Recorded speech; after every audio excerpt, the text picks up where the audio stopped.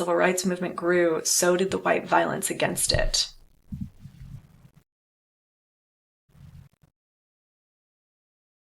So Freedom Summer highlighted the problem of disenfranchisement. The momentum of the civil rights movement grew, so did the white violence against it. So Freedom Summer highlighted the problem of disenfranchisement, but it took further demonstrations in Selma, Alabama to resolve it.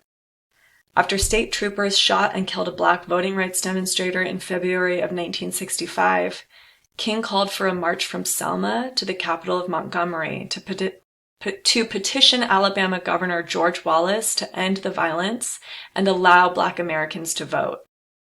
In a familiar scene, law enforcement officials answered their peaceful protests with arrests and beatings. Events in Selma prompted President Johnson to take action.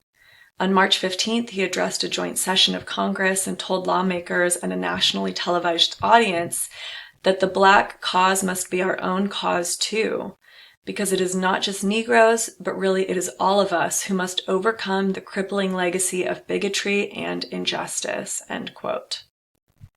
On August 6, 1965, the president signed the Voting Rights Act, which banned the use of literacy tests for voter registration, authorized a federal lawsuit against the poll tax, which succeeded in 1966, empowered federal officials to register disenfranchised voters, and required 7 southern states to submit any voting changes to Washington before they went into effect. With strong federal enforcement of the law, by 1968, the majority of Black Americans and nearly 2/3 of Black Mississippians could vote in the South.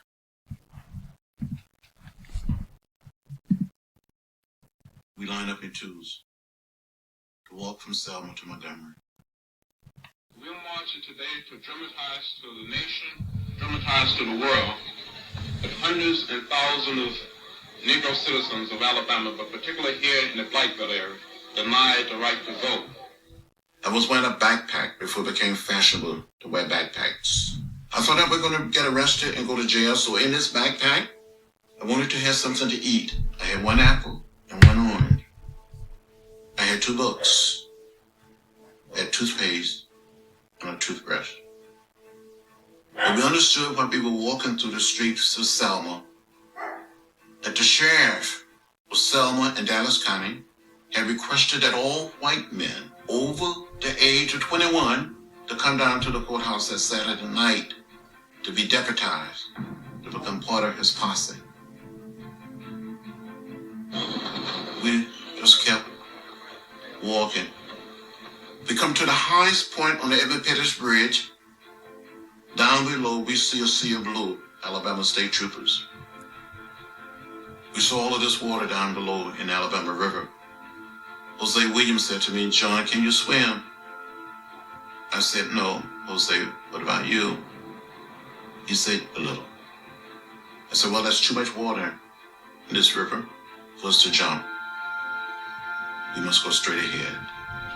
A man by the name of John Cloud identified himself and said, "I'm Major John Cloud of the Alabama State Troopers." He's detrimental to your safety to continue this march, and I'm paying attention to non-lawful. This was an unlawful march, will not be allowed to continue. You are ordered to disperse, go home, or go to your church. Disperse and return to your homes or to your church. I said, "Major, may I have a word?" He said, "There will be no word." You saw these men putting on their gas masks. He said, "Troopers advance." Troopers here, advance. They came toward us, beating us with nightsticks, trampling us with horses, releasing tear gas.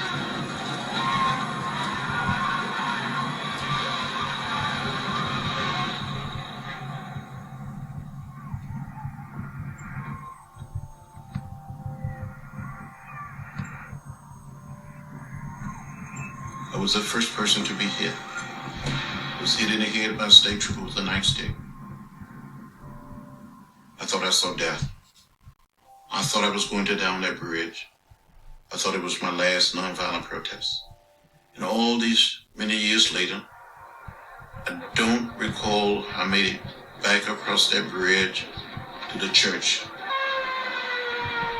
I do recall being in the church.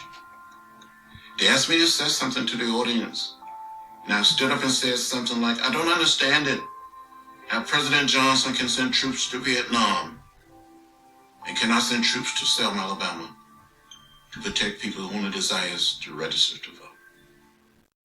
Hi, you. Okay, so just a little epilogue. Despite the victories of the mainstream civil rights movement through the mid-1960s, many of the problems faced by Black Americans were economic, and these problems could not be easily remedied by political rights. So in our next lecture, we're going to talk about how Malcolm X and other more radical leaders provided a more militant version of the Black rights movement. But in order to truly understand this divide within the Black community, we need to understand what was going on within the broader social reform movements of the 60s and 70s. And so that's what we're going to talk about in our next lecture. But first, we will end this lecture with this reflection. How do you think the civil rights movement of the 1950s will pave the way for further action in the 60s and 70s? I will see you next time.